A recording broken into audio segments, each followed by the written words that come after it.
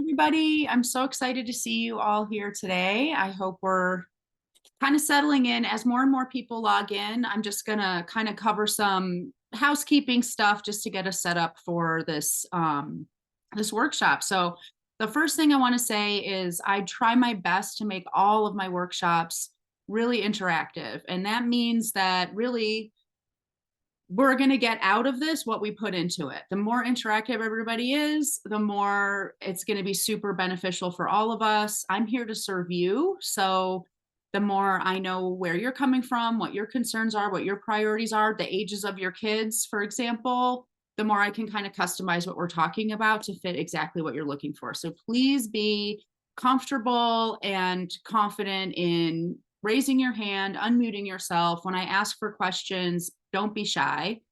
And one of the things that hopefully can help you not be shy is to know that this is a total judgment-free zone. Everybody here is an imperfect human trying to do Herculean things with their kids and their family, and we all get it. And one of the most valuable things about a gathering like this is just having that experience of being validated and knowing I'm not alone. Other people are experiencing what I'm experiencing too. So I'm going to actually put that out there right this minute. So a brave somebody, I'd love for someone to unmute themselves and just tell me, why did you sign up for this workshop? What appealed to you about it? What are you hoping to get from it? And the other thing I should say is that I have no problem sitting in uncomfortable silence until someone gets courageous. I'll share. Yay, Erica. And if you turn Hi, your camera on, that's even cooler, but no pressure. I'm not camera ready for the day, so No, I'm going to leave it on. no But worries. my name is Erica. I have three boys. My oldest is turning 17 in August. My middle is 14, and my youngest will be 10 in June. Mhm. All three of my boys are diagnosed with ADHD. My oldest is high functioning autistic. Um, and, and we have been through a lot as a family over the last 3 years. My oldest was out of the house in residential treatment for 2.5 years, transitioned back home just about a year ago. And so we're navigating sort of the normal ins and outs of life, complicated by all of their individual and our individual situations and personalities and challenges and strengths. And what appealed to me was, I think there was a line in the marketing, something about to the effect of like, do you just want to stop yelling and nagging? And um, I actually would like to think that I'm not such a yeller, but I get pushed to the point of just total ignoring, which is almost as bad as yelling. And so I'm looking for tips, strategies, fellow commiserators. Totally. Well, I think Yeah. you're absolutely in the right place. And I think you also bring up a really good point, Erica, which is sometimes the way that our communication goes south isn't even the nagging or yelling or escalating. It's the I give up. And now we're just kind of like coexisting, especially with teenagers. It can be pretty easy actually to just live in the same house with them and just be like, you know what, I'm just not even going to engage anymore. And obviously, of course, that's, just as, like you said, just can be just as bad or just as harmful to the relationship. And none of us want to be in that place either. So I really appreciate you bringing that up because I think it's something that we don't talk about as much, but it's absolutely going on in tons and tons of families. So, and I also love the fellow commiserator vibe. Absolutely. 100%. And I also have a 17-year-old. So, for those of you who don't know me, my name's Ann Kaplan. Pretty sure you probably know that about me at least. I've got 4 kids. My eldest is a freshman in college, actually. He's 19. And then I have a 17-year-old, a 15-year-old, and a 10-year-old. So Erica and I are living similarly parallel lives. And 2 of my kids have ADHD, actually. So there you go. So I think a lot of people sign up for this workshop. This isn't the first time that I've taught this. I think this is my 3rd year offering this out. And oh, and I always read the comments out loud because if they won't show up in the recording. So Karen is sharing, which I love, and feel free to use the chat field. Love it. Karen says, I'm in the same boat. She's got a 14-year-old stepdaughter and trying really hard to communicate better. You are in the right place, Karen. Welcome. Thank you. Um, yeah, I think a lot of people sign up for this workshop and a lot of people start working with me thinking that, if I just knew the right way to talk to my kid, we wouldn't have behavioral issues. They would listen to me the first time, we wouldn't fight. We wouldn't have these like power struggles. And hopefully this workshop or hopefully working with Anne is going to teach me like, what are those things that I just don't know what to say or how to say. And if I just knew that, this stuff would all change. So I'm going to tell you right now, spoiler alert, that mystical way of being and talking to your kid does not exist. And before we can figure out how to talk effectively with our kids, we need to look at why we're talking to them in the first place. So one of the two big things you're going to get from me today is first, we're going to talk about how ineffective words are at dealing with behavior. And I'm sure that we've all felt that before, this feeling of like, no matter what I say, nothing is changing, nothing is getting better. It definitely leads to us just, kind of throwing in the towel, like Erica said, for sure. The truth is that dealing with kids' behavior verbally, it really just doesn't work. So I'm going to show you why that is and what to do instead. And then once we have kind of stopped our attempt to deal with and address our kids' behavior verbally, now our words are freed up to do what they actually are effective at, which is building connection with our kids, creating healthy attachment, building long-term healthy relationships. So that's what our words are really good for. So, and then also everybody on this call who's not working with me already, you have a chance to work with me one-on-one by setting up a free discovery call. You'll get an email about that after the workshop ends, but that's a chance for you to get super personalized support from me, for us to just have a one-on-one dialogue. You can share your story, tell me what your goals are for parenting. You'll get my feedback and you'll be able to see if this is the work that you want to do to get there and if I'm the right fit for you, all of that great stuff. So I just encourage you to have that discovery call in the back of your mind as we go along today. And just so you know that you don't have to remember a website or anything, the link to book that, it's going to be on a lot of the slides that I share with you. And like I said, you'll also get a follow-up email about that. So before we dive in, I'd like for us to start actually with a mindful minute. So that's going to kind of help us leave our day, that whatever's brought us to this moment today aside, fully arrive here at our workshop. So just if you're comfortable, feel free to close your eyes, or it's totally fine to just keep your eyes open, but have a soft downward gaze, whatever feels best to you. And bring attention to how you're sitting.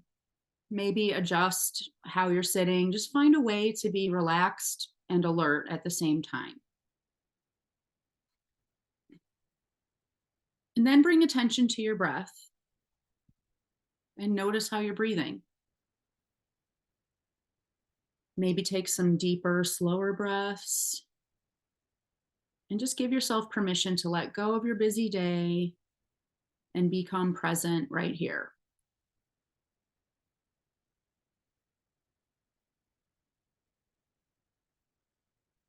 And now turning your attention to this workshop,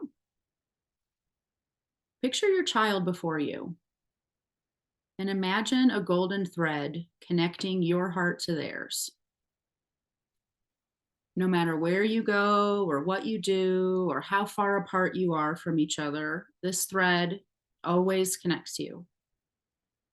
It's fine and it may look fragile, but it's actually stronger than anything you've ever known. And it does more than just connect you. There is a flow back and forth between you and your child along this thread.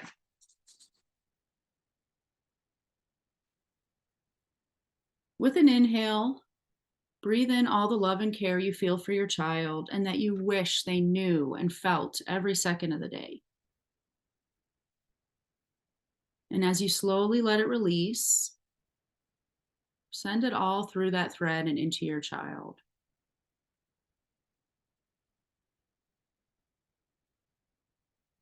And now invite a bit of movement back into your body. maybe moving your hands or your feet, maybe stretching. If you have your eyes closed, open them when you're ready. And here we are, present and focused and ready to come together as a group.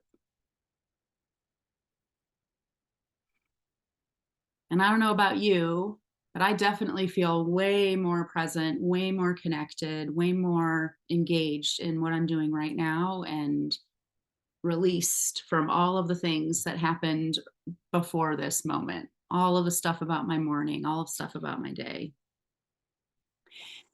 And I think that that conversation or that imagery of the thread is so important. I'm going to be coming back to that a lot as our workshop goes on. And I'm going to actually share my screen now because I'm going to kind of illustrate a little bit about how important that thread is, how pivotal it is in our parenting.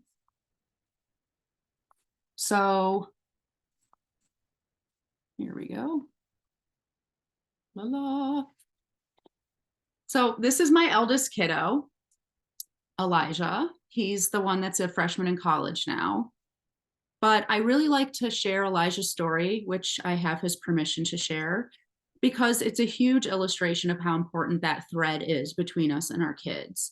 Elijah, his entire life, was an extremely well-behaved kid, just truly a joy to be around, super responsible. Everybody loved him. But when he started high school, Elijah fell into a really deep depression and he began to see the world through a very dark lens. And a lot of the things that parents are afraid of when they have teenagers happen to us: drugs, suicidal ideation and depression, lies, even crime. It was awful. But what almost overpowered my fear for my son was my fear that it was because of me, that I had done something wrong or not done something that I should have done that caused Elijah to go through this extremely hard time and struggle so much. But as we worked with various therapists, care managers, wilderness guides, all of the stuff, some of these pictures are of Elijah when he was at wilderness therapy. We started to really realize how different our family worked than most families. And even Elijah started to notice it. And he would make comments about, like, our family is different. Most parents are not like you guys. And so throughout all of that work, we really learned that our strong, close relationship with Elijah, that thread that we were talking about, it was the biggest thing he had going for him. In psychology, we call this a protective factor. It's something that mitigates risk for a kid, keeps a family well, all of those things. And that thread literally saved Elijah's life. It took so many, multiple professionals telling me so many times before I would believe it that my parenting wasn't what hurt my son, it was what protected him. This is the importance of communication.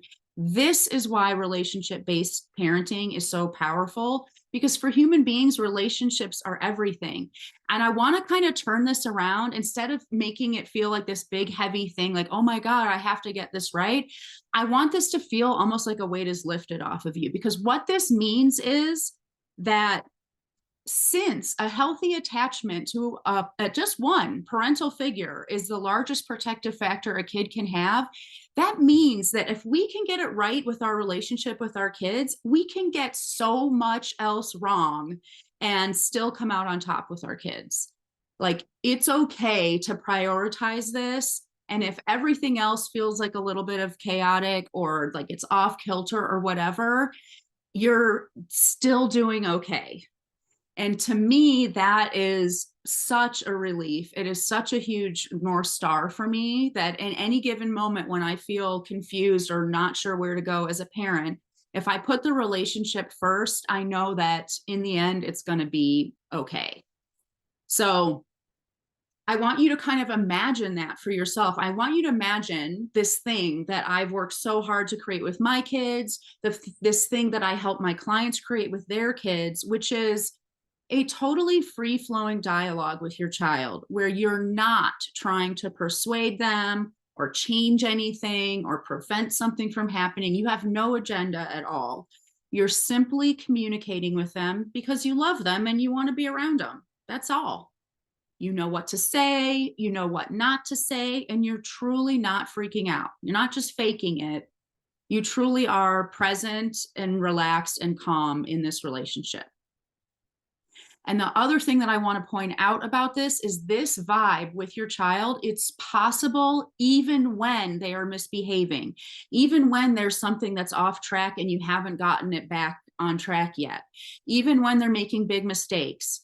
You can be addressing your children's behavior and being present and calm and relaxed in conversations with them. And if you can do that, when you do that, you are just completely nailing it in parenting. And that's what we're going to be working on today. So this is the work that I do with my clients.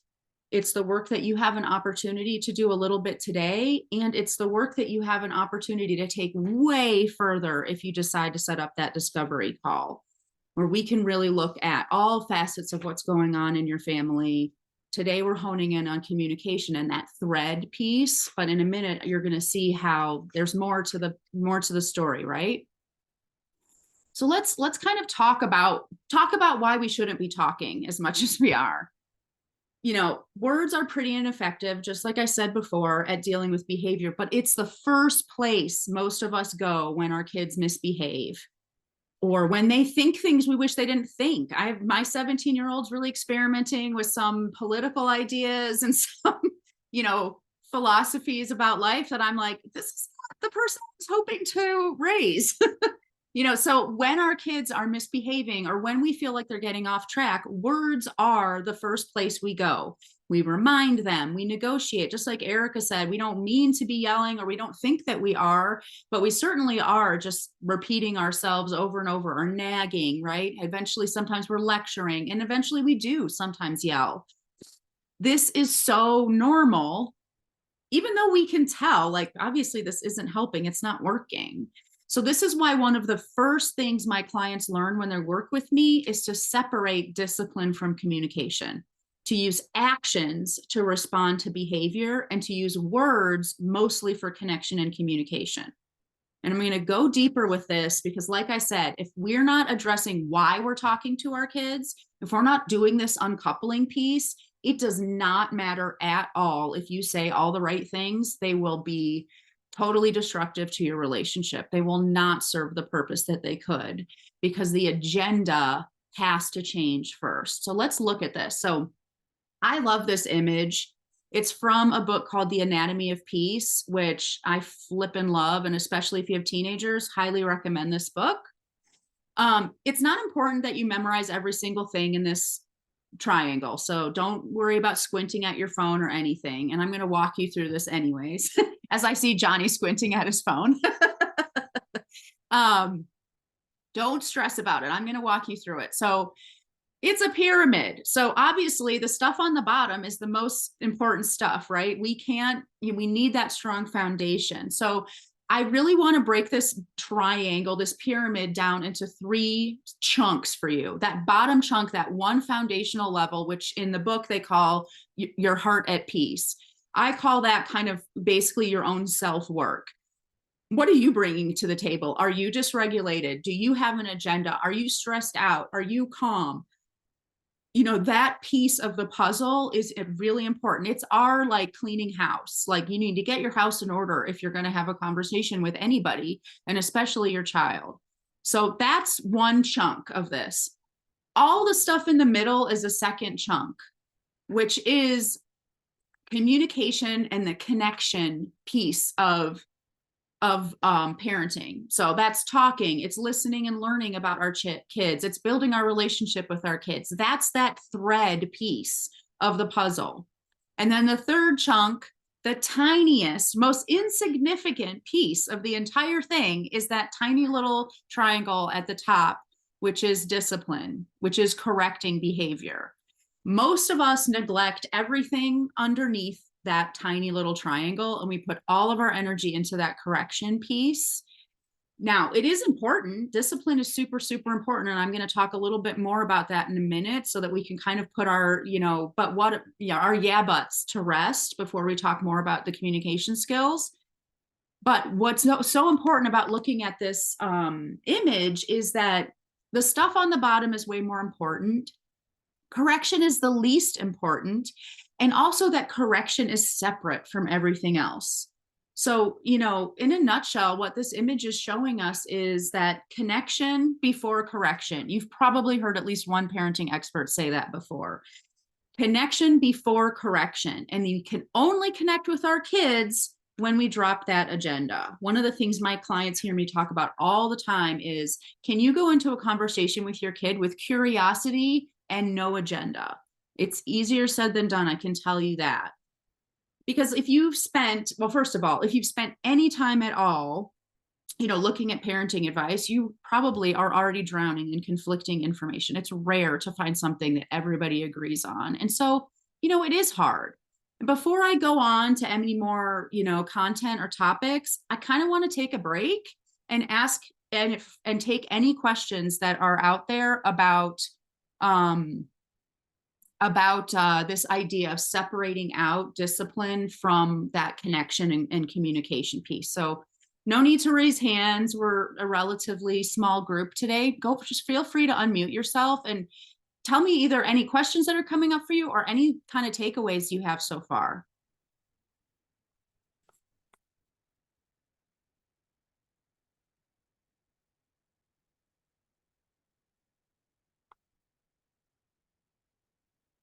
And Erica says, there are several books titled The Anatomy of Peace. Who is the author? Oh, I love you, Erica. You are like on it. So the one that I like, it's written by the Arbinger Institution. I can even show you what it looks like because I have it behind me. This is it. The Anatomy of Peace. It's a really great book. Also, partly I like it because it's told in allegory. So instead of being this really dry textbook, it's telling a story of a family. So that's really cool too. Any questions about this idea of separating discipline from communication? Karen says, I feel like for me, the discipline part is very hard to let go of, and at this moment is not working at all. Awesome. Okay, so I love that you're saying very hard to let go of. I don't want you to let go of discipline. I just don't want you to use your words to address discipline needs. And so we're going to talk about that in a second. But I love you saying this because for so much, I mean, we're verbal people. Humans are verbal creatures for sure. And so it's our default way of solving problems is this, back and forth. And so it does feel when you hear someone like me say, to stop using your words to try to fix your kid's behavior, it practically feels like I'm saying, stop trying to fix your kid's behavior. That's not what I'm saying. So I love that you bring this question up because it's so huge, or this comment is so huge. It really speaks to something I think is universal, which is, but if I can't talk to my kids, like to fix their behavior, like what's going to happen? I'm going to tell you that in a minute. So one more second. Any more questions before I move on? Solana says, to piggyback on Karen, when I don't use my words, I never get around to the discipline or teaching moments and end up doing everything myself, i.e. clean their room or laundry, etc. Yes. Oh my God. You guys are I could have planted ringers in the audience for all these great questions and comments I'm getting. Yes. So that it gets back to your self-work. There's a reason why we don't get around to the discipline. And it's a huge thing that I work on with my clients is like, what are the blocks? Like, I'm going to tell you all the stuff to do and all the stuff not to do. And guess what? You ain't going to change. You're not going to do any of it at first. And then the rest of our work becomes, let's get curious about that. Like, so for example, Solana, she's kind of sort of hinting at in her comment, like, I know that I need to discipline. If I don't use my words, I know I need to do something else. I need to maybe give a consequence or something like that, but I don't get around to it. Fabulous self-awareness. Now we can get curious and say, what gets in the way of you doing it? And it makes perfect sense that you're resorting to your words. If you have already kind of realized that your default or your habit is to not discipline at all unless you're using words, well, of course you're going to resort to your words, and that's going to be your tactic, right?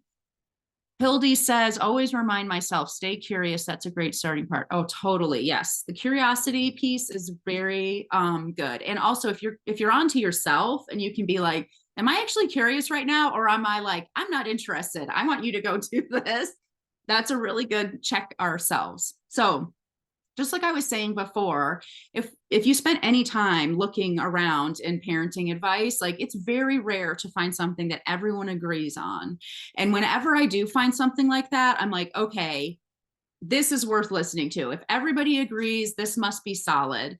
And that is what I want to talk about right now. The one thing that all experts agree on is what is the gold standard in parenting, which is called authoritative parenting, which means we're taking two metrics.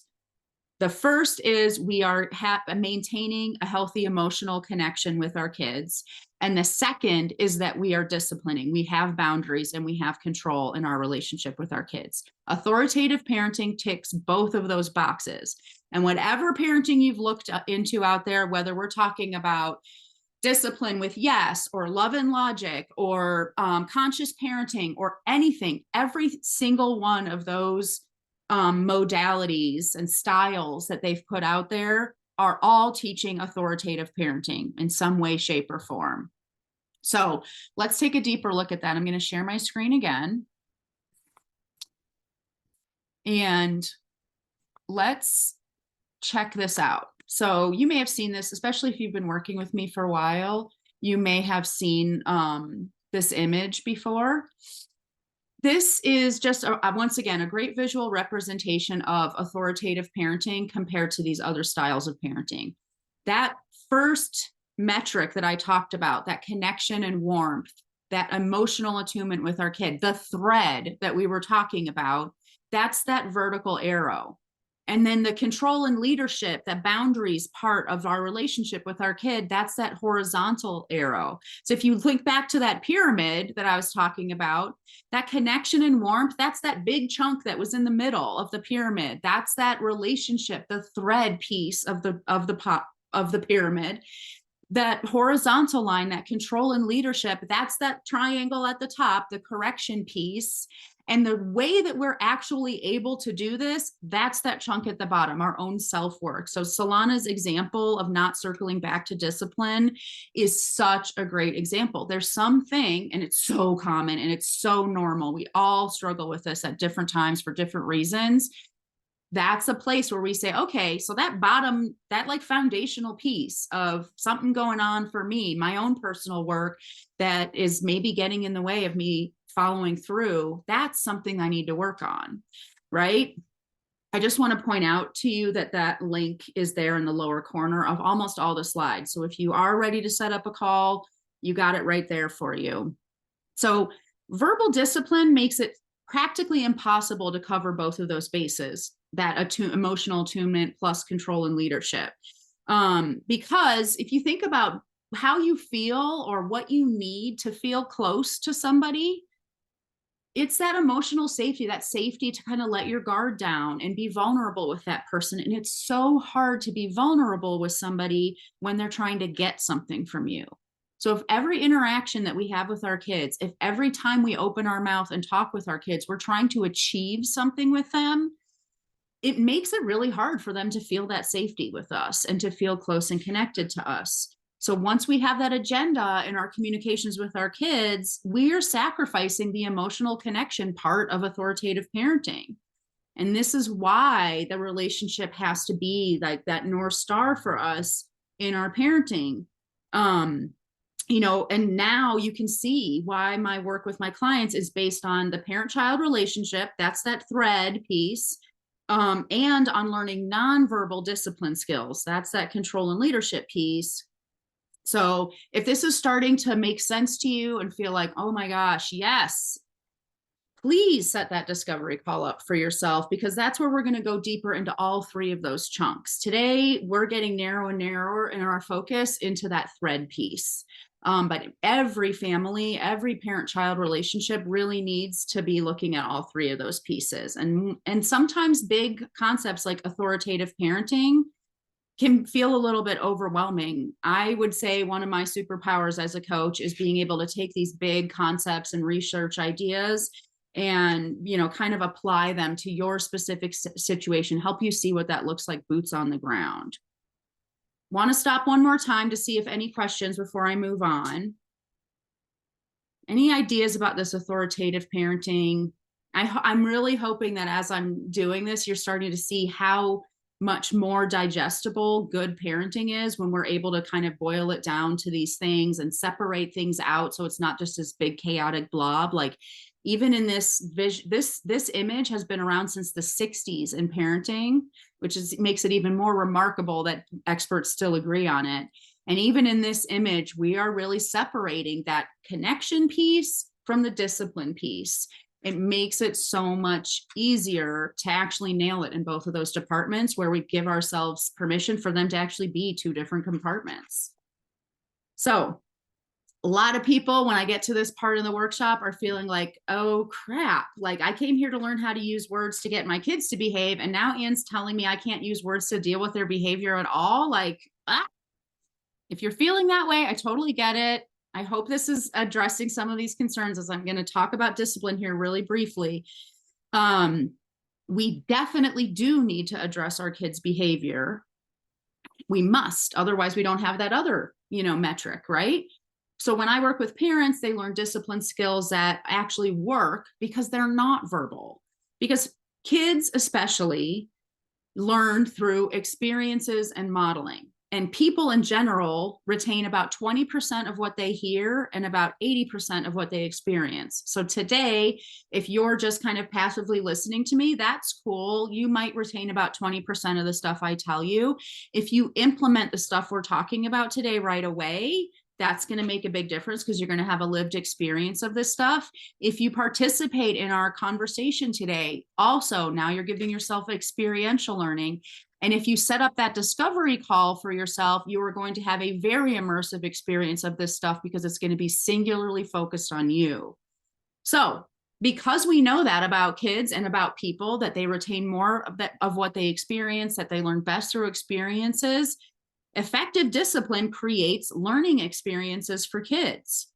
It ticks all the boxes that are on this slide. It's experiential, it models good choices. We use natural consequences to hold boundaries with our kids. We don't repeat ourselves, we don't nag, we don't get upset, because it's also relationship based, meaning the relationship comes first. I'm not going to raise my voice with you because I know that that's not going to help our relationship. So that's just simply not how I'm going to respond to your behavior, for example. But it's easy for me to say that because I have a whole skill set. I have a whole toolbox of things I can do instead. And this is why learning that discipline piece, even though it's that tiny little triangle on at the top of that pyramid, if you don't have other tools, if you don't know what to do instead of, talk, or yell, well, what else are you going to do? Of course, you're going to keep doing that. And how hard is it to drop the agenda when you don't feel like that agenda is going to get achieved in any other way? So one of the really important things that we do, it's kind of like this, it's a little bit like a seesaw or like these two parallel tracks. You are learning better you are learning better communication skills, and you are getting better and better at dropping the agenda and just showing up present and not trying to solve discipline or behavior problems with your words. And one of the reasons you're able to do that is because you're also learning discipline skills, and you can remind yourself, like, I don't have to respond to this verbally because my discipline actions are going to address this, not my words. So it is important, even though it's beyond the scope of one workshop for us to talk about every single thing in that triangle in detail. That is another reason why I really encourage you to set up that discovery call so we can kind of talk about the pieces of that pyramid that all need our attention. So now we're ready. I hope I've convinced you that the why behind your talking is the very first thing that has to change before you even open your mouth. We come to it with no agenda. And that now we can give our kids what they really do need from our words, which is connection and understanding, help with their own self-exploration and self-development and self-discovery, a feeling of acceptance and belonging and unconditional love. Like, these are the things that our words can give our kids when we are coming to the table with that right headspace and using those amazing skills, which I'm going to talk about now. Let's talk about the skills. So I really like to think of all communication skills that we can be using with our kids as falling along a spectrum. And depending on how calm and unfrazzled we are, we move up and down that spectrum and we can access more or less of these skills. This concept of a spectrum of communication is clutch because it happens to all of us, no matter what, that we often find ourselves in situations with our kids where not every one of these skills is accessible to us because we are dysregulated, because we are upset, because it's really hard. It's easy for me to sit here in the cheap seats and talk about dropping the agenda, but it is hard to actually do that. And so the most important thing I want you to take away from this slide or this topic that I'm talking about right now is give yourself permission only to do the skills that you can do well, and to be aware of the fact that you might not be able to execute some of those harder things in this moment. And that still means that you're communicating well. If you're only doing the stuff that you can do well, you are being an excellent communicator with your child. You are modeling accountability and self-management and self-regulation for your child. It is huge. So let's talk about these skills kind of one by one here. The first thing you're going to see is taking space. And I really want to underscore for you that taking space is a communication skill. Knowing when to walk away from a conversation, either because your child is too dysregulated to talk right now, or because you're too dysregulated to talk right now, that is the most important communication skill anyone can ever have, is to get up and walk away. And to, as you get better at this, even be able to say to your child when you do that, I'm feeling kind of upset right now, and I don't make good choices when I'm upset, so I need to go take care of myself. A 2-year-old hearing that could really benefit from that. And I think probably all of us could think about times in our own childhoods where we would have paid money for the adult we were talking to say something like that. It is huge. And and a lot of my clients, when we first start working together, that's it. This is the skill we're building. And that might be where we hang out for a while, because taking space is powerful. Taking space magically, weirdly brings you closer together with your child, because you become a safe space for them, because they know that when you're in their presence, you are safe. And when you're not in their presence. It's huge. The next step up from that would be reflection. And reflection is don't get fancy with it. Just repeat back to your kid what they said to you. I had a bad day at school. Oh man, you had a bad day at school. That's it. You don't have to get creative. Don't be creative. Just repeat what your kid said back to you. It's a big deal for someone to feel heard by you repeating back to them. And if you do paraphrase what you're saying to your kid, you might say, did I get that right? You know, my teacher hates me and I have no friends and it was the worst day at school ever. And I hate school and I'm never going back again. Well, I might not say all those words back to my kid as a reflection, but I might say, wow, it sounds like you had a really hard day at school. Did I get that right? Reflection. Pretty low hanging fruit. Even if even if it's a tough conversation, that might be something that we can reach for. Observations also, I feel, and that is something that can be a little bit of a mic drop moment, especially if you've been known to editorialize. Like when you make observations of your kid, you're also putting your opinion in there. Like, I noticed your room is a mess. I know that I asked you to clean it 10 times, or that kind of thing. If you switch into just observing without editorializing, your kids are kind of like, wait a minute, what's happening? Because our kids use us as sort of a foil to judge, like, how are they supposed to feel about something? If you just say, hey, I noticed you wore that green sweatshirt to school today, your kids could be like, yeah, what about it? And it's like, no, just noticed. That's it. Being seen, it's a really big deal. It's a really big deal in a relationship. Oh, I noticed you went straight to your room when we got home from school today. Or I noticed you hung out in the living room for a while. Or I noticed you didn't eat all your tomatoes. Whatever. It doesn't have to be good. It doesn't have to be bad. It's just an observation. And then the next one up, validating our kids' emotions. I would honestly say this might be the most important parenting skill anyone could ever develop. So if you never get beyond validation, it doesn't matter. I just want you to learn how to validate your kids' emotions, and it might take a while. Validating does not mean we agree. So that kid who says, my teacher hates me and I have no friends, well, obviously, of course, we know that that's not true, probably. And most of us, our knee-jerk reaction would be to say, well, I just had a parent teacher conference the other day and your teacher told me she loves having you in class, or you have no friends. What about the play date we had 3 days ago? Right. But unfortunately, as we're trying to like change our kids' minds, we're really accidentally invalidating how they feel. We're basically telling them, like, you shouldn't feel the way that you do. Your feelings are wrong. You are wrong. But I can totally validate a kid's emotions without agreeing with them. I can just say, like, I'm so sorry it feels that way, or it sucks to feel that way. I say it sucks a lot to my kids. So if that doesn't feel like you're good, you're good with that. You totally can say it stinks, or that's such a yucky feeling, or whatever, something like that. And especially if you're in the midst of a longer conversation, it becomes a lot easier to say things like, oh, it makes perfect sense that you feel that way.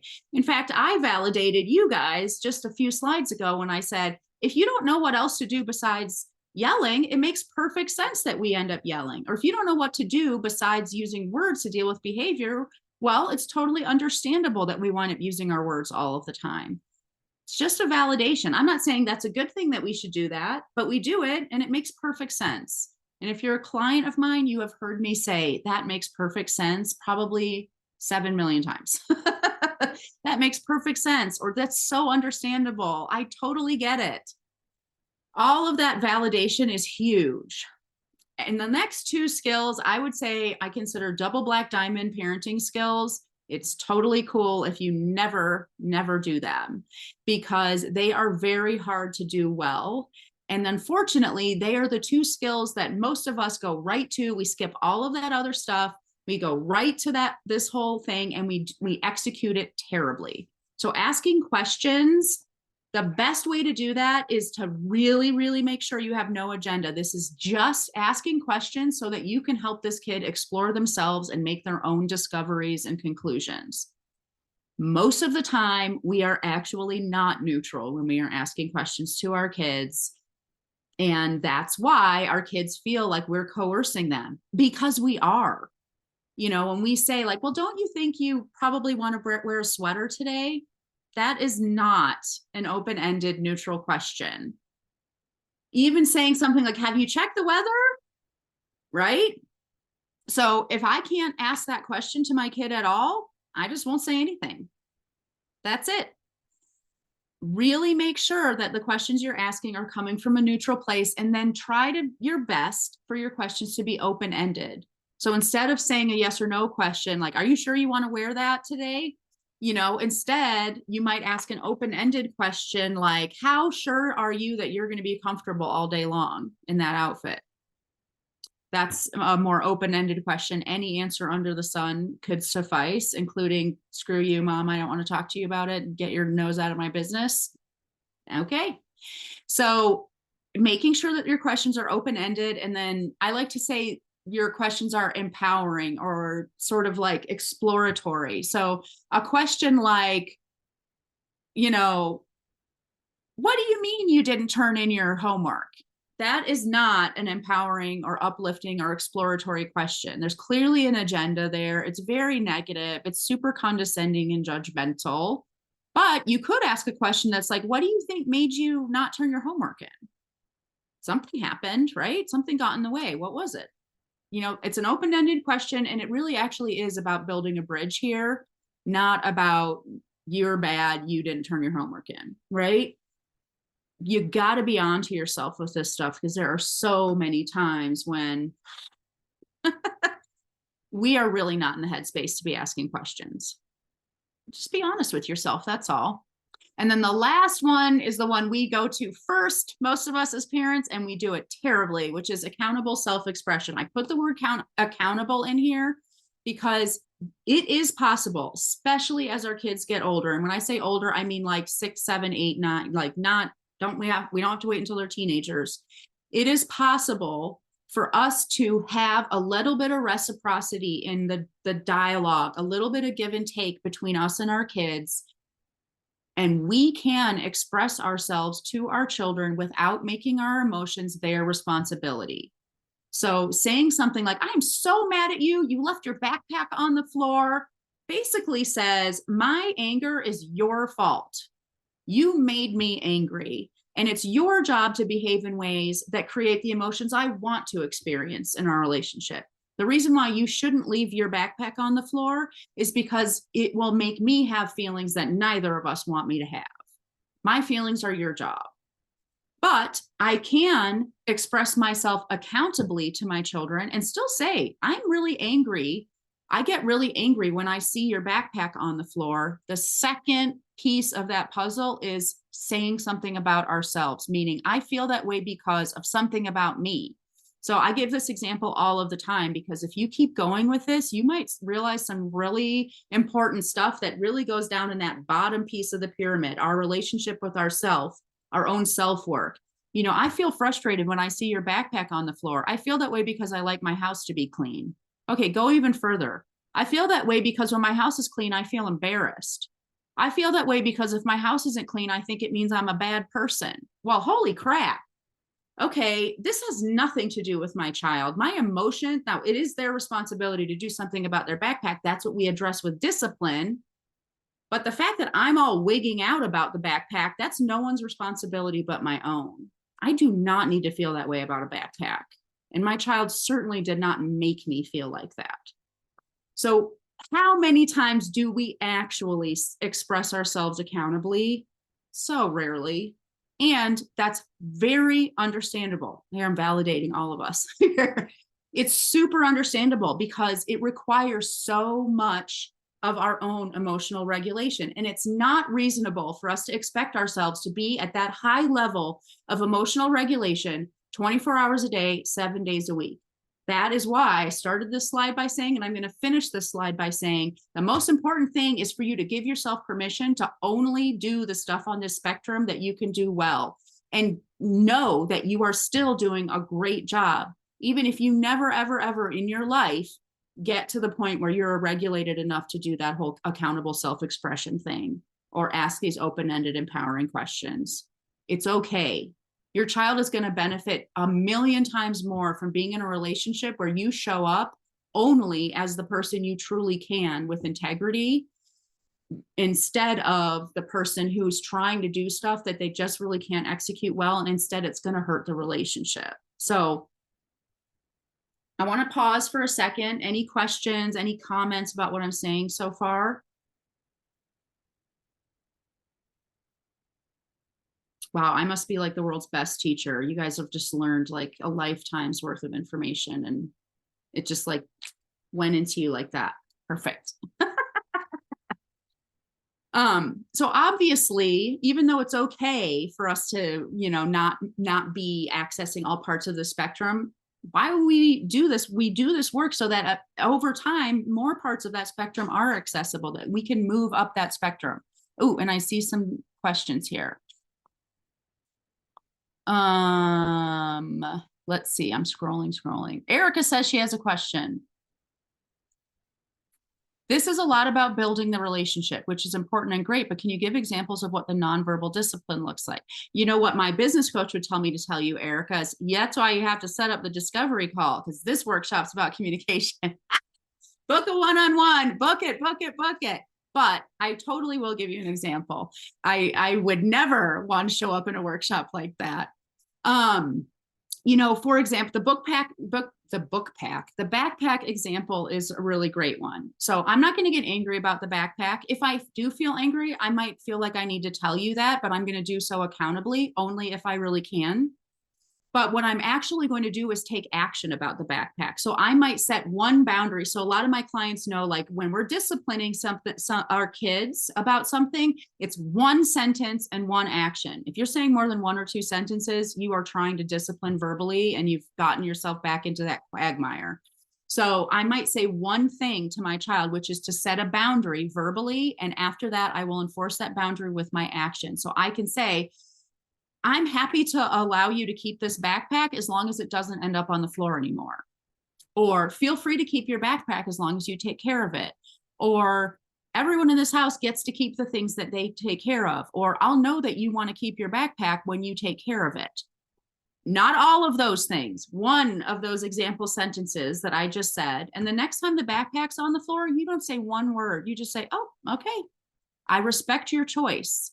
One of the most important things about using action-based discipline is that we are actually showing our kids over and over again that they're the agent of control in their life. They have agency. When we say, feel free to keep your backpack as long as you take care of it, we're really giving them a choice. Take care of your backpack, don't take care of your backpack. I'm not going to sabotage my relationship with you over a backpack. It's way too important to me. But I'm also going to enforce my boundaries and respect myself. I'm not saying any of that. That's what's being, kind of unspoken in that. And when you pick the backpack up and you put it into, in purgatory for a while or whatever you decide to do with it, and tomorrow our kiddos have to take their stuff to school in a grocery bag, that kiddo's going to be bummed out, which is okay. I mean, that's the whole point, right? We learn that we made a poor decision because we don't like the outcome of our decision. And we actually, this is the thing I love the most about authoritative parenting, is that when our kids are really bummed out about their consequence, even when we're the ones who gave them the consequence, we still get to be empathetic to them. We get to be the person they come to for comfort. I'll give you an example with my 17-year-old. This kid got his driver's license and a car, which he helped pay for. And we told him that he had to pay for part of his car insurance, which he spent a year telling us was basically child abuse.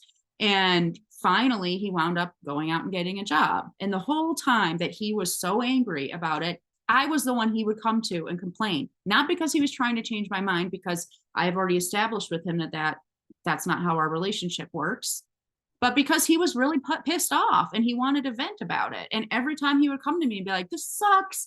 I'm never going to have enough money. This is ridiculous, blah, blah, blah, blah. I was like, I hear you. It does suck to have to pay bills. Like, you're right. This blows. And that was it. When you do this stuff, it's crazily practically magical how you can be the heavy and the heart at the same time. Like you, and especially with young kids, and we've probably all seen this as parents, where you're the one who says, oh, buddy, unfortunately, screen time's over because you didn't do your chores first. And they simultaneously are furious at their consequence and then crawl into your lap for a hug to help them feel better. If you are really doing this emotional attunement piece, it's never either or, it's both at the same time. Let's see. Karen says, I think that the self-work is a big step that we need to take. I find that oftentimes I'm upset about something else like work, and it ends up reflecting on our communication in the family. Oh my gosh. Hallelujah, Karen. I can't agree with you more. That self-awareness that you're, demonstrating here, I mean, it's a huge first step, because once we're aware that what's going on with us, then, obviously we still have work to do. We still have to do something about that awareness, but recognizing what's going on is huge. So I just want to, give you some props for that. Erica says, I respect your choice and do what? Empty the contents, take the whole thing away, let them go to school without it. So I probably would. So I give myself permission that if I'm the one handling something that was mismanaged in our house, like a bedroom or something, I totally will decide for myself, what are the things that I think are garbage? What are the things that I think are important? Blah, blah, blah, blah. So yeah, I probably would go through my kid's backpack and then say, okay, these things seem like they're pretty important and you're going to need them for school tomorrow. Put them in a grocery bag, hang it on the front door, and the rest goes into purgatory along with the backpack. Now, this is why I hesitate to give examples, because everybody fixates on the details of the example. This might not be the right consequence in your situation. It might not be the right way to navigate this particular moment with your kiddo. When you work with me, when we do this work together, we figure that out together. I'm not going to just sit there and tell you this is how you should run your home. Instead, just like on this spectrum of communication, I'm going to utilize that spectrum with you and say, what do you think would make the best difference? How do you want to take care of yourself when your kids don't listen to what you have to say? What makes sense for you? And actually, in module 3 of my curriculum, there's a whole worksheet that's about coming up with customized consequences that fit for your kid and your family. So try not to get too far in the weeds on the backpack thing. That's just a hypothetical. It could go down 700 different ways, and they would, as long as they all fall into authoritative parenting, they're all kosher. Karen says, I always repeat that responsibility gives us freedom, but what happens when they don't do any of their chores or things they are supposed to do, i.e. clean room? So one of the things that teenagers especially, but all kids do this, is the way that they give themselves that feeling of freedom is to be defiant, especially if they don't have other ways to feel free in their whatever life setup in this moment. So them choosing not to do their chores and not to clean their room, that's their choice. They chose that. You are totally right. Your idea that responsibility gave them freedom is completely true. They chose to experience that freedom differently than you wanted them to. But if you hadn't set up that responsibility for them, they never would have even been able to make a choice and give themselves that little burst of feeling free. Now, obviously, over time, they are free to make a different choice and say, okay, I was free. I freely chose not to clean my room. So I didn't get screens all weekend long. Yay, me. I'm the boss of my life. I'm going to try a different choice. I'm going to freely choose to clean my room next week so that I do get to have screen time. Like, and I think also, Karen, the most important thing you said is I always repeat that responsibility gives us freedom.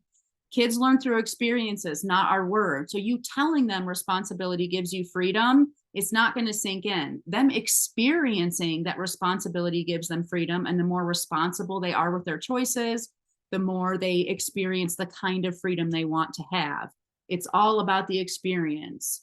Karen says, amazing. Thank you. You're right. I am amazing. Thank you. I'm going to repeat that for anyone who's listening to the recording. I can't see the chat field. It's official. Karen said, I'm amazing.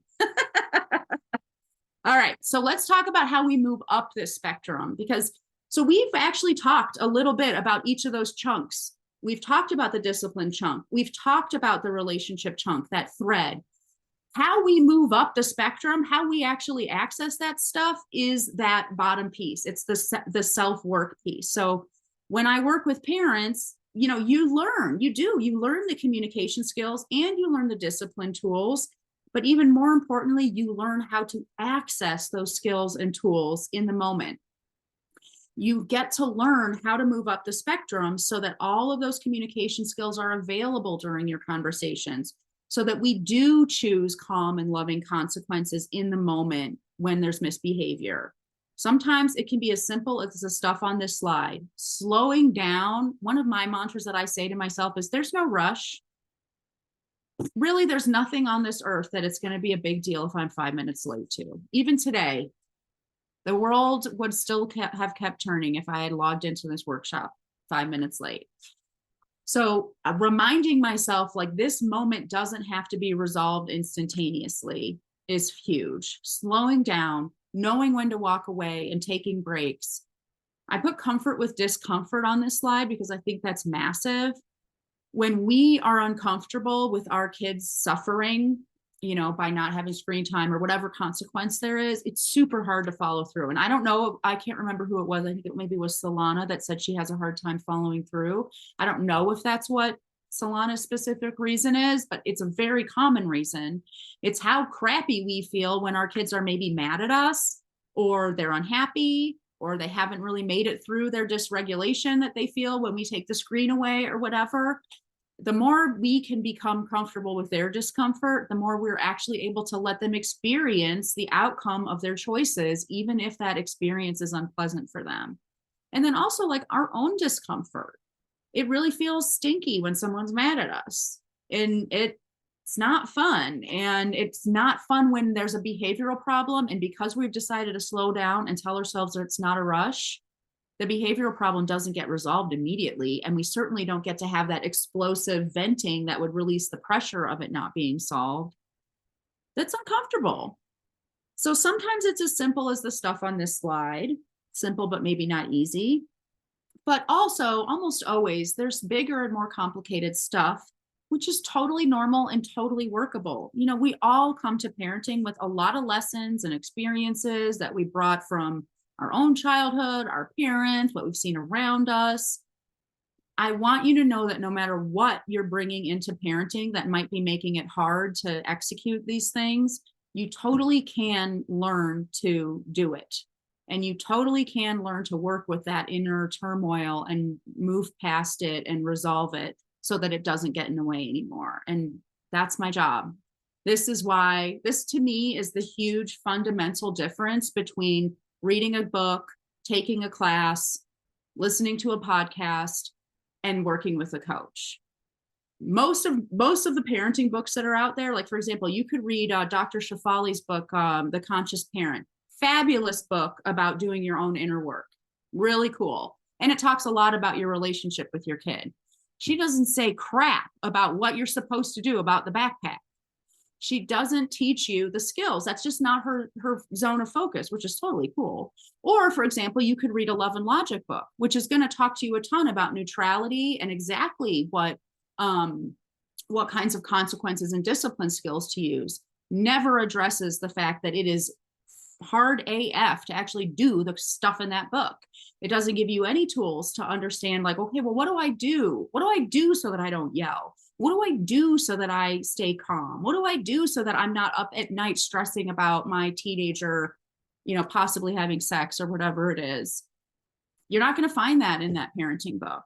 To me, coaching is the thing that brings it all together, because we talk about it all, we address it all, and we take these conceptual things and make them super tangible. So I encourage you once again, please, to feel free and invited and welcome to set up that discovery call. Book that one-on-one with me. It's going to take this stuff from just being this really cool workshop that you listened to one time to a complete change in your life, truly. And I'm not exaggerating.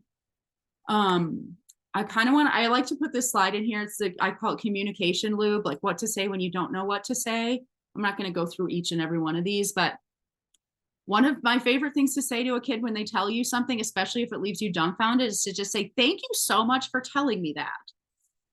Sometimes we forget that the fact that our kid told us something, even if it's something super upsetting, is a real sign that we've got a connection. That there's a sign of that thread is intact. And if you can do nothing else, if you can just say, thank you so much for telling me that, you're doing great. The other thing I like to say is, what else? What else do you want me to know about that? Or what else should I know about that? I also put on here what makes. So that doesn't make any sense if you're just reading it. So I'm going to explain it. The reason why I put this here is, for some reason, I'll tell you my theory as to why. When we say why to kids, or also you'll hear me say this to you if you're my client, if I say why to you, it's a really hard question to answer. Why don't you follow through when you know that discipline with consequence is going to be more effective? Why don't you follow through? I don't know. But if I ask you, well, what makes you not follow through? For some reason, asking a why question with what makes is so much more effective. You're going to get so much more out of your kid when you say that. And the reason why, in my opinion, is that our brains are wired to believe that the things that we feel and the way that we act is really just because of the things around us. The world is making us this way. Our kids make us mad, that kind of thing. We blame the world around us for the way we feel. That's just the way the ego works. So when you ask someone what makes you, you're feeding into the way they see the world already. Their default mode is, the world made me do this. And so asking what makes can get you a lot further in your parenting than asking why. I also put on here, it's a lot to think about. When kids are just like, especially when you're holding a boundary and they have to make this like hard decision, like, oh my gosh, for example, our son Sky, our youngest, he loves to sleep with us, but also he's 10 years old, and it's like sleeping with a hot box spider person. So we have a rule in our house that he can sleep with us on Wednesdays, and the rest of the time he sleeps in his own room. And every once in a while, like if we're traveling or something like that, he might have an opportunity to sleep with us a different day. And I'll say, well, do you want to sleep with us tonight, or do you want to sleep with us on Wednesday? And it's like I've given him Sophie's choice. Like, he cannot decide. And it's just, he's like, well, I don't know. And this is when I'm holding the boundary. It would be easy for me to say, well, let's just do both nights. I love sleeping with him. Who cares? But I'm holding a boundary, which is making him have to really puzzle through a dilemma. I love to just say, it's a lot to think about. It's a lot to think about. And sometimes I'll follow it up, but I know you're going to figure it out. Or sometimes if I'm, once again, you got to think where you are on the spectrum, but to say, why might you choose tonight? Why might you choose Wednesday? It's like the pros and cons thing, just asking these questions that are all about just helping you discover yourself. That's what this stuff is so much, so good for. So just to wrap it all up, I want to kind of paint the big picture for you. Number one thing before we can communicate well is we have to separate discipline out, so that the why behind why we're communicating is not because I want my kid to blah blah blah blah blah. Then we address discipline using these nonverbal ways. And then we really check in with ourselves on where are we on that spectrum of communication, and utilize all those skills that are accessible to us, and only those. Do our inner work to move up the spectrum. So you can see how that entire pyramid, when you break it into those chunks, all three of them are super important. And as you do your work, you move up the spectrum. As you learn the skills, you utilize them more because you can. And as you use nonverbal discipline, it becomes easier and easier and easier to just be with your kid. And that's where the real magic happens. Oh my goodness, I have a lot of stuff here in the chat field. So let me get out of this stupid presentation. Look at this stuff. Okay. Okay. Nathan said that's one of the biggest things I've learned, to slow down. Yes. I mean, there's no rush. It needs to be like tattooed on the inside of my eyelids, I swear, for me. Nathan also says it gives me time to come back when I'm ready and prepared for how I want to show up. That's right. Once your kids are about 4 years old or older, delayed consequences are totally appropriate and effective.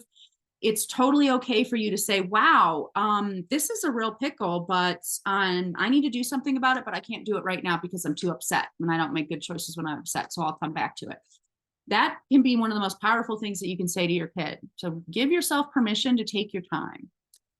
Erica says, talk about experiential learning. I finally learned it was okay to slow down and important to slow down only after I moved from New York to Colorado. Oh my gosh, I love that, Erica. Yeah, you have a lived experience of what it's like to live at a slower pace. That's freaking awesome. Such a great example. And probably when you were living in New York, you heard people say all the time, like, slow down. It's okay. You don't have to be so rushed. You know, we don't need to be stressed. Stress isn't good for us. But, you know, that's just talk. Talk is cheap. When you're immersed in that culture, it's really hard. Once you have a lived experience of something different, you're like, oh wait, this is actually an option. Like I can see it now. I love the idea of love and logic. That's the parenting style I'm striving for and have read multiple times. It's just so hard to follow. Yeah, that makes perfect sense. So I actually am a love and logic independent facilitator, but I really don't like shout it from the rooftops. And the reason why is because love and logic is one part of what I do. It's that top triangle, and it's huge, but it's not everything. And so a lot of the stuff I teach, pretty much everything I taught today almost, isn't from love and logic at all, because it's much more about communication and relationships than anything else. Natasha says, what can you do when your child won't leave you alone and give you space? My kid will keep harassing us and won't leave us alone.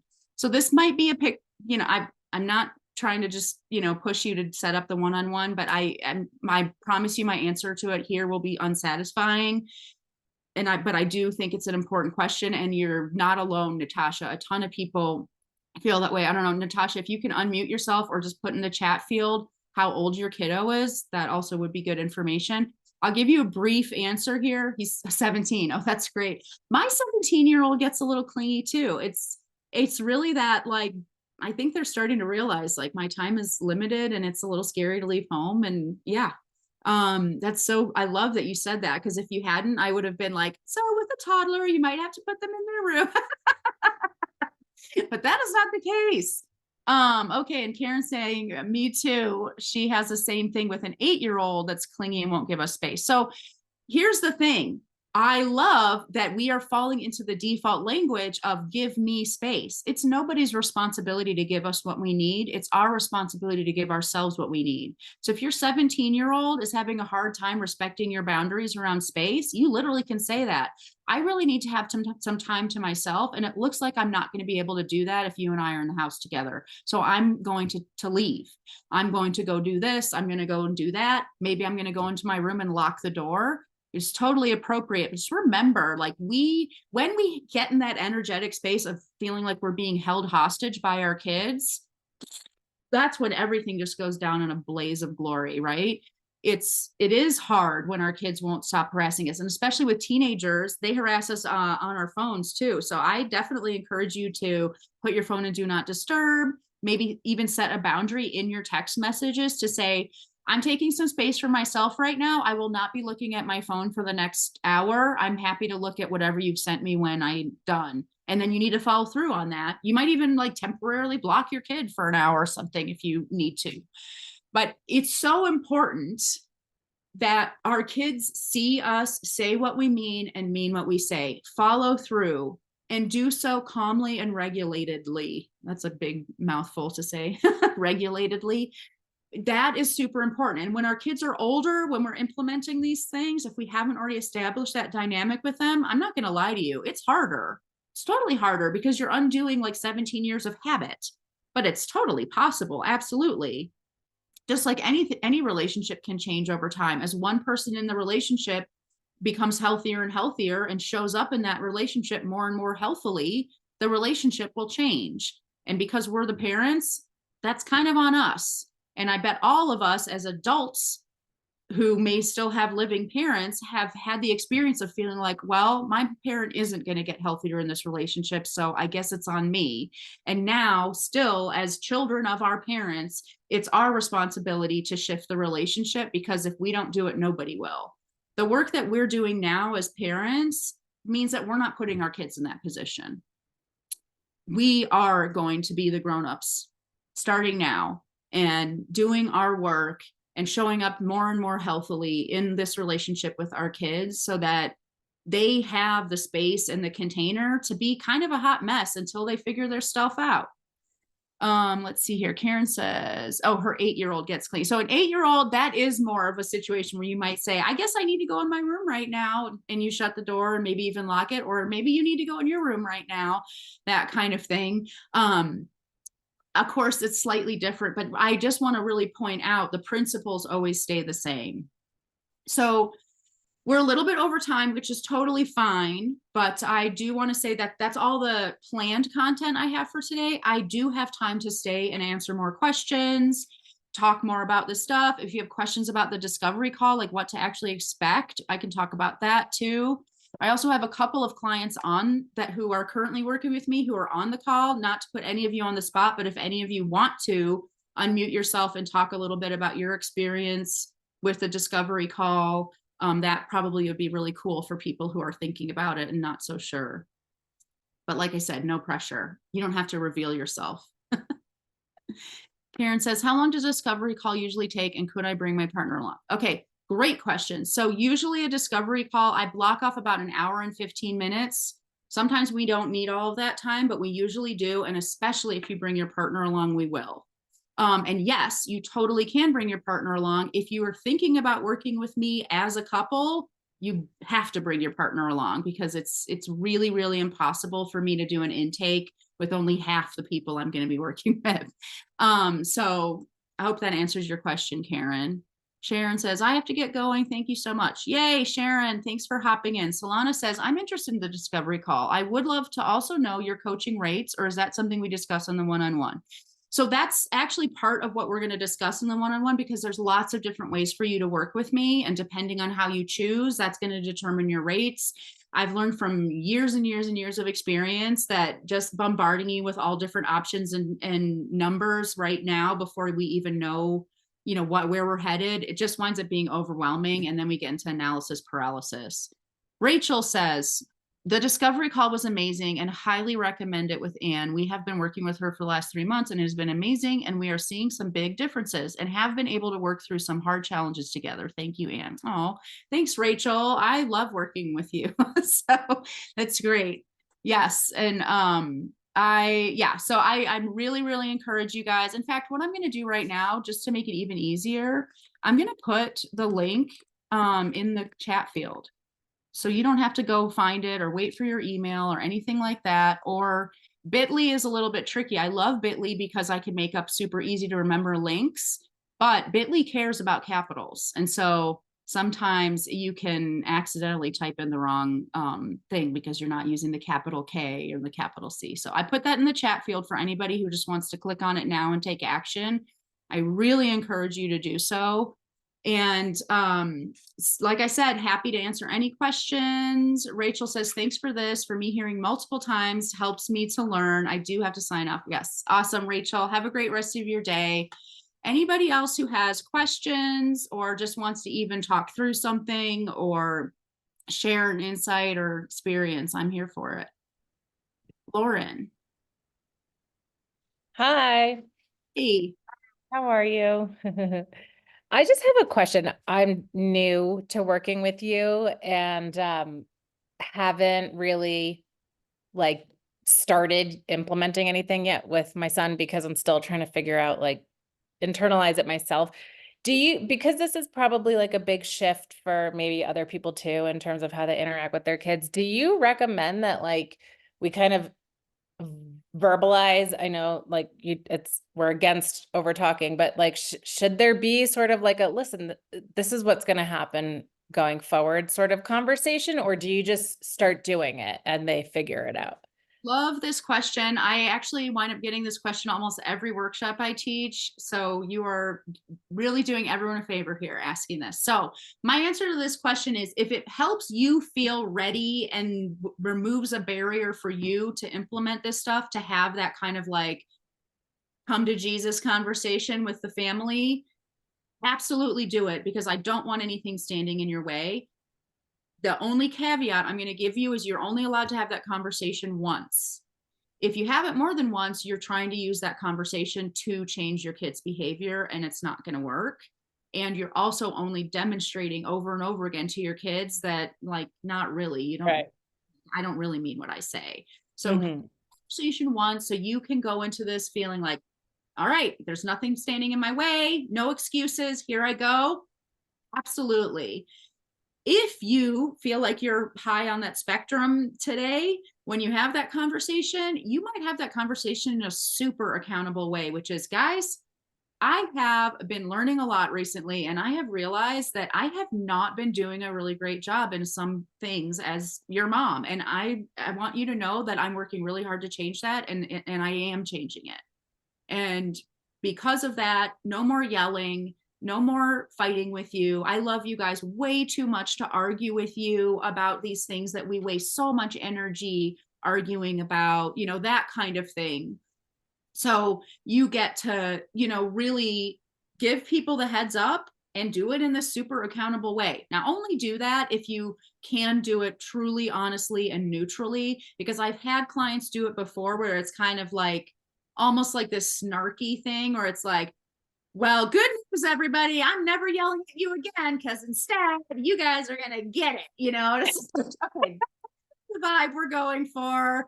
So if you can't do it that way, then just don't do it that way at all. Like, don't do the accountability piece at all. Just say, hey, I just want to give you a heads up.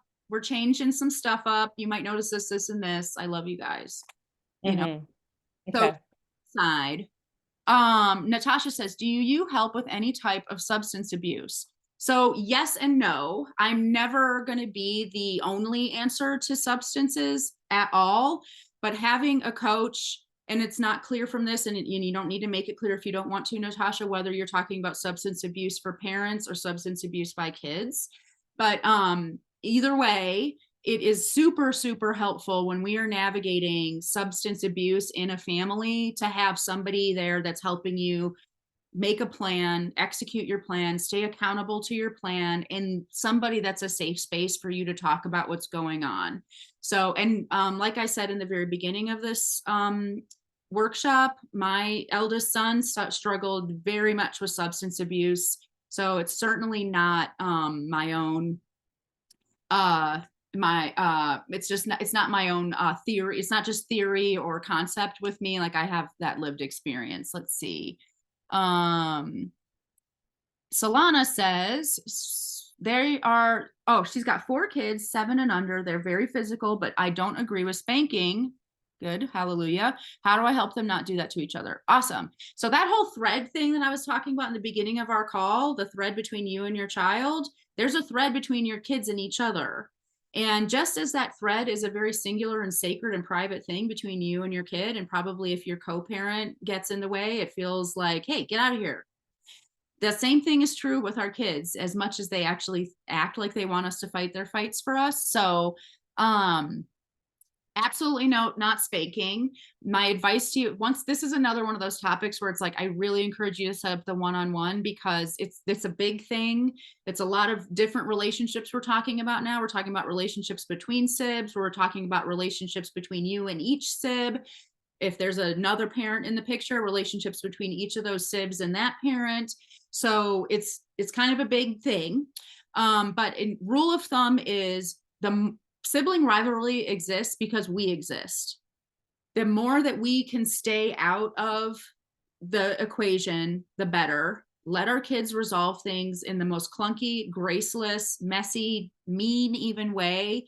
You know, the way kids resolve conflict it's just horrible to watch. You know, it's like, you're not coming to my birthday party, you're a poopy butthead, you know, whatever. That's obviously not the way we want our kids to resolve problems in the future. And they do get physical and all of those things. But siblings are this opportunity we have to experience and experiment with all ways of being in relationships, including totally messed up psychopathic ways of being in relationships where the stakes are pretty low. Like, you're not going to lose this person no matter how bad you treat them. And obviously that doesn't mean forever and ever and ever, but especially when we're young, that is this way that kids learn things. Now, that doesn't mean that we let our kids stay in danger, that we don't intervene when things aren't safe and things like that. So the way that you help them not do that to each other, Solana, is first of all, you continue to hold the problem back to them when they come to you with it.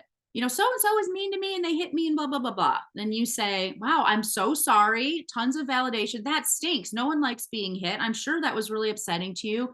And then you ask an empowering question. How do you want to take care of yourself around that person?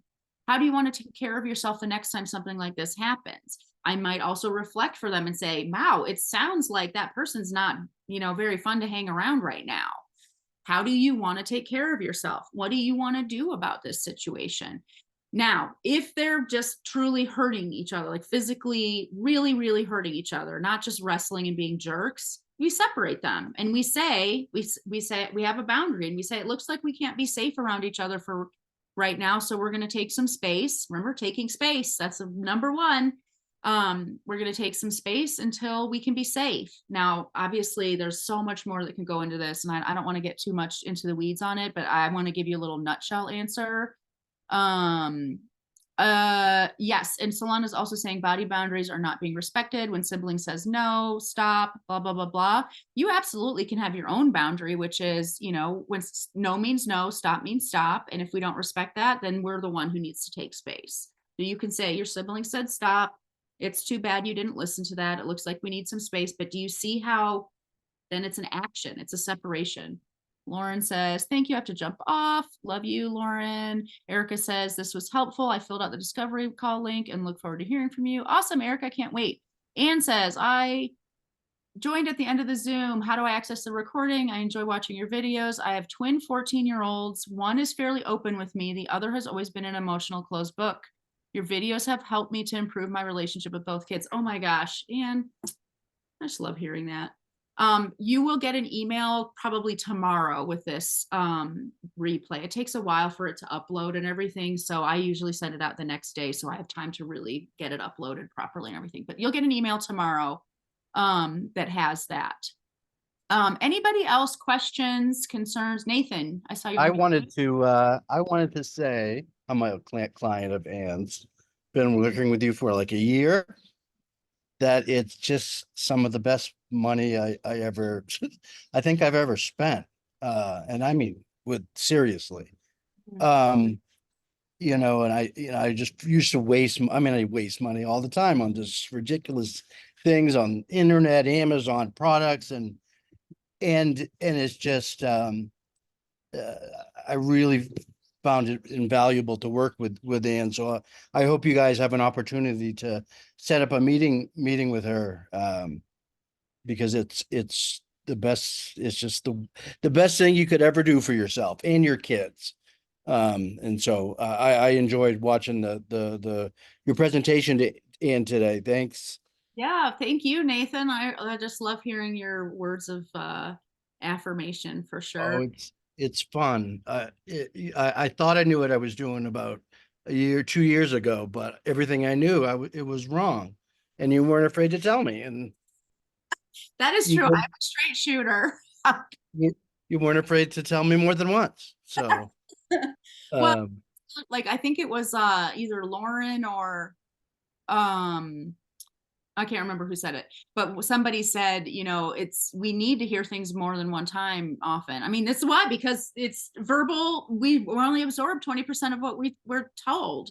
So, you know, we do need to hear things more than once as adults, and especially when it's something as profound and deep as truly changing our way of being in a relationship. I mean, this is profound stuff that we're talking about here. I mean, it's fabulous. And I love that there were lots of people who chimed in who've only been working with me for a few months and have already seen change, because I do want to impress upon everybody, like, even though this is deep and profound, that doesn't mean it's necessarily slow.